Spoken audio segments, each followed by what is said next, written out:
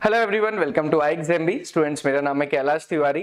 दोस्तों, अपनी इस वीडियो में हम डिस्कस करने वाले हैं एक इंपॉर्टेंट और एक जो बहुत कॉमन आज के टाइम पे क्वेरी है कि सर प्रीलिम्स में क्या सेफ अटेम्प्ट होने वाला है, कितने क्वेश्चंस हम करेंगे और वो जनरली हम कैसे कोरिलेट करते हैं कट ऑफ से। तो मैं आपके साथ आज कुछ एनालिसिस करने वाला हूं, उसके बाद हम ये डिस्कस करेंगे कि सेफ अटेम्प्ट क्या रहेगा, और वो मैं नहीं बल्कि आप ही बताएंगे कि क्या सेफ अटेम्प्ट रहेगा। बट स्टार्ट करने से पहले, जैसा कि मैंने आपको बोला है कि इस चीज को आप अपने जीवन का मंत्र बना लीजिए कि I will clear this examination या फिर आई कैन डू दिस।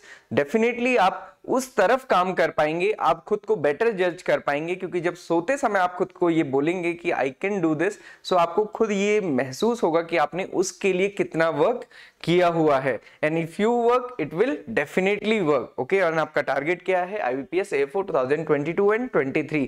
तो इसके लिए बहुत अच्छे से मेहनत कीजिए सो दैट कि 1 अप्रैल 2023 को आपको कांग्रेचुलेशंस वाले कॉल सुनने को मिले।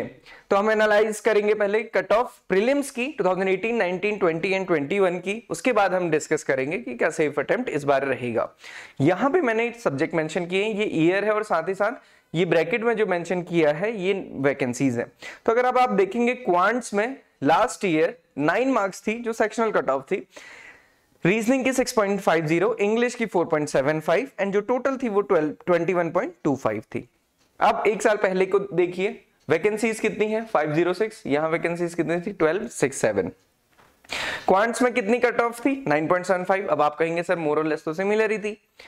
रीजनिंग में भी अगेन 5.50, फिर आप वही कहेंगे सर मोर और लेस सिमिलर थी। इंग्लिश में 5.25। अब देखिए ओवरऑल आप देखेंगे 100% इंक्रीज हो गया, डबल हो गई cut off. Sectional cut off 40.88। अब 2019 में आई है, वैकेंसीज कितनी? 670।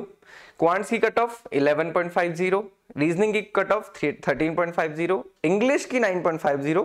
क्वेश्चंस अगर आप देखेंगे तो फिर अगेन क्वेश्चन 19 हो जाएंगे, 36.25। अब इन दोनों के आप देखिए कितनी हाई है। अब पहले आइए 2018 में 853 वैकेंसीज थी, 7 quants, reasoning 10, English 4.75, 22.25 overall sectional cut off. अब मैं आपको बताऊं कि कट ऑफ दो चीज पे डिपेंड करती है। एक तो आपका एग्जामिनेशन में क्वेश्चंस का लेवल कैसा था, दूसरा डेफिनेटली होता है कि जो सिलेक्शन रेशियो है वो कितना मार्क्स उन्होंने सेलेक्ट किया फेज 2 के लिए। डेफिनेटली तो जो कट ऑफ होती है वो लास्ट सेलेक्टेड स्टूडेंट के मार्क्स ही होते हैं।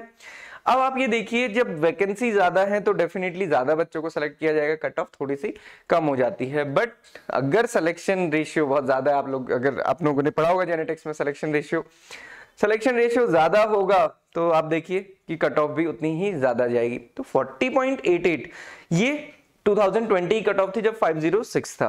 अगेन मैंने दोनों चीज बताई है कि कट ऑफ पैरामीटर नहीं होता है। मैं ये सारी चीजें इसलिए डिस्कस कर रहा हूँ, ये डिस्कस करने के लिए नहीं कि ये कट ऑफ होने वाली है, इसलिए डिस्कस कर रहा हूं क्योंकि स्टूडेंट्स मुझसे जब बात करते हैं तो वो कहते हैं कि सर इतनी कट ऑफ रहेगी, हम 40 सेफ लेके चलते हैं, 55 सेफ लेके चलते हैं। ये आपके मॉक टेस्ट के बेसिस पे एनालिसिस होती है। मॉक टेस्ट और रियल टेस्ट में वैसे ही डिफरेंस होता है, कुछ हो ना हो, क्वेश्चंस का डिफरेंस हो ना हो, आपके जो माइंड सेटअप होता है उसमें बहुत बड़ा डिफरेंस हो जाता है। हमको चीजें आती हैं, एग्जाम में याद नहीं आती। तो यहाँ पे क्या है, जब आप मॉक टेस्ट है, मॉक टेस्ट में अगर आप 50 टारगेट कर रहे हैं तो बहुत ज्यादा मार्जिनल अप्रोच है, क्योंकि आपके जो टोटल मार्क्स कितने वो है 125। 50 मार्क्स का क्वांट्स रहेगा, 50 मार्क्स का रीजनिंग रहेगा, 25 मार्क्स का इंग्लिश रहेगा। 125 में से 50 की अप्रोच रखना, वो भी इस टाइम पे, अभी भी अगर आप देखेंगे सफिशिएंट टाइम आपके पास, आपका एग्जामिनेशन 24 या 31 तारीख को होगा। इस बीच में भी अगर आप सारा चीज पढ़ते हैं, क्वांट्स, रीजनिंग, इंग्लिश, इजिली आप कर सकते हैं। इंग्लिश में थोड़ा सा आपको टाइम लग सकता है अगर आपको जीरो से शुरू करना है तो, बट क्वांट्स, रीजनिंग आप डेफिनेटली कर सकते हैं, प्रैक्टिस की बात है। तो यहां पे ये वाली अप्रोच मुझे नहीं लगता कि ये बिल्कुल अच्छी है। अच्छी क्यों नहीं है? क्योंकि वैकेंसीज कम है, आप इस वाली कंडीशन से कोरिलेट कर सकते हैं। पास्ट से हम कहते हैं ना कि हमको इतिहास से सबक लेना चाहिए, तो वो यही है कि इतिहास से हमें यही सबक लेना चाहिए कि एक तो एग्जाम का पैटर्न वो बहुत ज्यादा हम नहीं समझ पाएंगे अभी, दूसरा कि जब अगर वैकेंसीज कम है तो कट ऑफ, क्योंकि कम बच्चे सेलेक्ट होंगे ना तो कंपटीशन थोड़ा सा ज्यादा होगा। तो ये चीज आपको ध्यान रखनी है। इसलिए कट ऑफ को, इसको कोई पैरामीटर नहीं मानना है आपको। लास्ट ईयर की कट ऑफ को तो बिल्कुल पैरामीटर नहीं मानना है, क्योंकि लास्ट ईयर की जो कट ऑफ थी वो लास्ट ईयर के पेपर के पैटर्न पे थी। लास्ट ईयर रीजनिंग बहुत डिफिकल्ट आई थी। अगर आप लास्ट ईयर के एग्जाम एनालिसिस देखेंगे तो आपको पता चलेगा कि रीजनिंग डिफिकल्ट आई थी, उससे पहले नहीं आई थी। अब यहाँ पे देखिए 13.50 10 है, लास्ट ईयर 6.50। ऐसा थोड़ी है कि 2018 में बच्चों को ज्यादा रीजनिंग आती थी, 2021 में कम रीजनिंग आती है।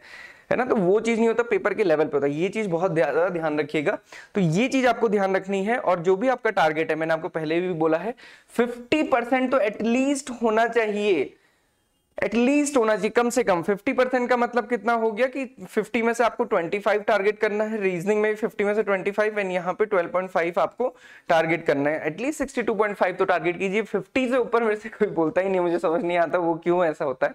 तो ये अब क्या सेफ अटेम्प्ट है 2022 के लिए, तो ये फिल इन द ब्लैंक्स आपके लिए है। आप मुझे कमेंट्स में बताइए कि क्या सेफ कट ऑफ होनी चाहिए या फिर आप क्या टारगेट कर रहे हैं।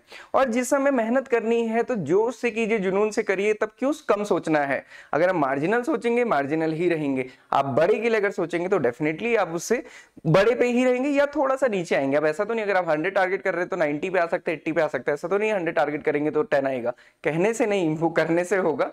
तो ये आपको मुझे खुद से बताना है कि क्या सेफ अटेम्प्ट हो सकता है। और अभी ये ध्यान रखिए आपके पास सफिशिएंट टाइम है, एग्जाम से 10 दिन पहले की कंडीशन हम नहीं डिस्कस कर रहे हैं कि जिसमें कुछ हो ही नहीं पाएगा, तो अभी बहुत कुछ हो सकता है, इसलिए बहुत अच्छे से कीजिए। 516 इस बार की वैकेंसीज हैं और वैकेंसीज बढ़ेंगी नहीं बढ़ेंगी उस पर बहुत ज्यादा डिस्कस करके कुछ फायदा होगा नहीं, क्योंकि ये जब होना होगा तभी हमें पता चलेगा। अभी जो आपके पास है बेशकीमती टाइम, उस पर आप बिल्कुल अपना फोकस कीजिए, प्रीवियस ईयर पेपर्स को देखिए, उसके साथ कट ऑफ मैच कीजिए। मैंने सारी कट ऑफ आपको दिया, आप स्क्रीनशॉट ले लीजिएगा उसका।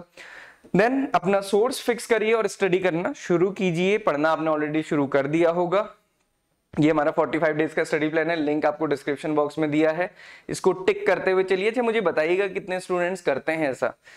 Then key to successes, practice for prelims, revision for mains, जितने से ज्यादा हो वो करना है, बट लिमिट नहीं करना है, सारी चीजें करिए। And if you will work definitely it will work. Okay, so आपने प्रिपरेशन अगर आप एग्जाम भी के साथ करना चाहते हैं तो आप हमारे कोर्सेज आपके लिए अवेलेबल हैं, आप वहां भी ज्वाइन कर सकते हैं।